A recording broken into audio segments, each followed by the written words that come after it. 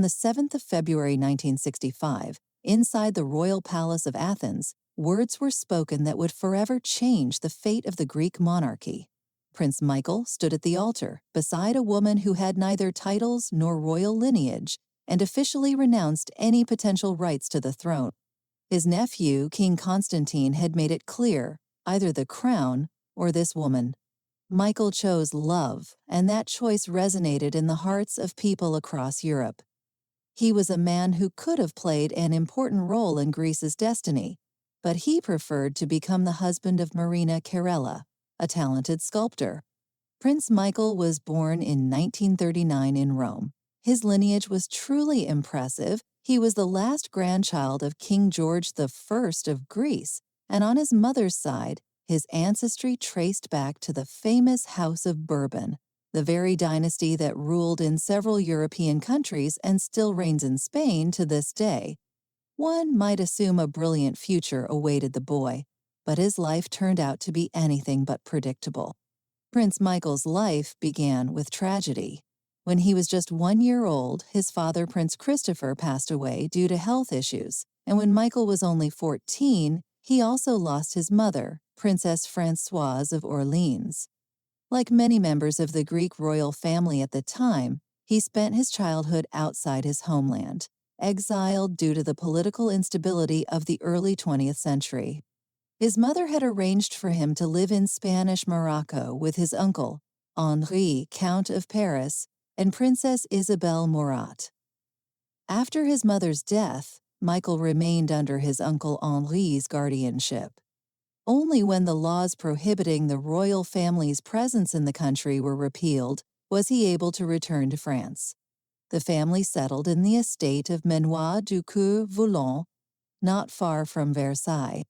In Paris, the prince studied political science at university, an education that allowed him to better understand the rapidly shifting political landscape of Europe. After graduating, he went to Greece and served in the Coast Guard. That service allowed him to gain citizenship in the country so deeply intertwined with his family's legacy. And it was here that the most romantic part of this story begins. Prince Michael of Greece and Denmark would soon renounce all dynastic claims. He had fallen in love with his country, but even more so with Marina Karella. They met at a party, and there was an instant connection. But their relationship ran into the expectations and traditions deeply rooted in the royal family. Marina was a well-known sculptor, a talented and accomplished woman, but her background was not considered suitable for royal status. At that point, King Constantine II, Michael's nephew, insisted on following traditional royal rules. Michael could marry Marina only if he formally renounced his dynastic rights. And you know what the prince did?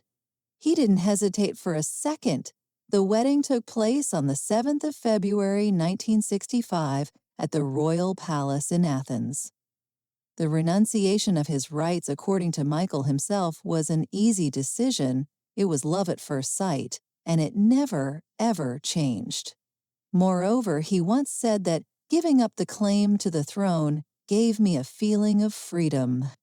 2 years later, in 1967, he became the only member of the Greek royal family who remained in the country after King Constantine left Greece amidst political unrest. In the years that followed, the monarchy was officially abolished. Later, commenting on the accession of his cousin, King Charles III, to the British throne, Prince Michael spoke candidly about the weight of royal duty. "It's very hard. I don't envy him at all, really. It's an incredibly heavy burden," he said in one interview. "And he's doing it with dedication, with a sense of humor. She is, too. But I'd never want a job like that." So what did he want to do?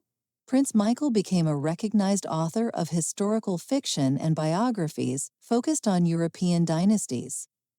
They say you should write about what you know, and Michael certainly knew what it was like to live among crowned heads. His books featured the Romanovs, warrior queens of India, haunted castles. And while he was writing, his wife Marina exhibited her sculptures in Athens, Paris, and New York. Prince Michael of Greece passed away on the 28th of July, 2024 in Athens at the age of 85.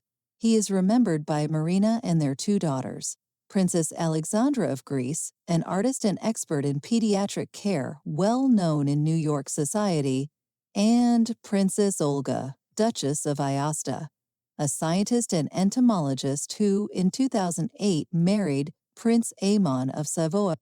The story of Prince Michael is a reminder that the happiest destinies often don't come from meeting the expectations of others, but from following the call of the heart. He chose love over a crown, and never once regretted it. The life of Prince Michael is not just a footnote in a history book. It's a true ballad of choice, dignity, and love. Thank you for being with us. Subscribe so you don't miss the next chapters in the lives of Europe's royal houses.